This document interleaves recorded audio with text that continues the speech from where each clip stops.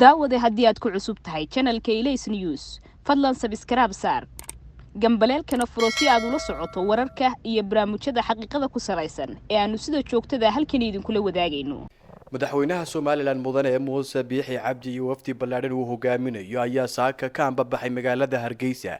iyagoo ku sii jeeda dalka Djibouti halkaas oo wada hadal uga furmi doono madaxweynaha Soomaaliland iyo madaxweynaha dalka Soomaaliya kooritaani wafdigani ka anbabaxin madaarka Hargeysa ayaa waxa warbaahinta uga warbixiyay wafdigan wasiirka wasaaradda arrimaha dibadda Soomaaliland Yaasiin Xaaji Maxamuud Xiir Faratoon saaka waxaan halkan soo taagay inaan idin sheego inuu dalka ka anbabaxayo wafdi uu hogaaminayo madaxweynaha jamhuuriyadda Soomaaliland Muuse Biixi Cabdi wafdigaas wuxuu baxayaa dalka Djibouti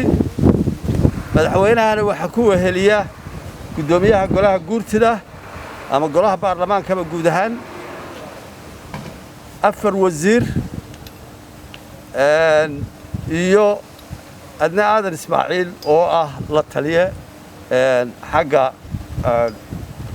aqoonsaraadka jamhuuriyadda Soomaaliland wafdigaas wuxuu baxayaa shir inuu ka qayb galo shir lagu casumay oo ay soo qaban qaabiyeen dawladda Djibouti iyo dawladda Mareykanka shirkaas oo isla mar ahaanta ay ka soo qayb galayaan madax kale oo badan oo ka mid yahay ra'iisul wasaaraha dawladda ama dalka Itoobiya wafdigaas waxa la isugu keenayaa Soomaaliland iyo Soomaaliya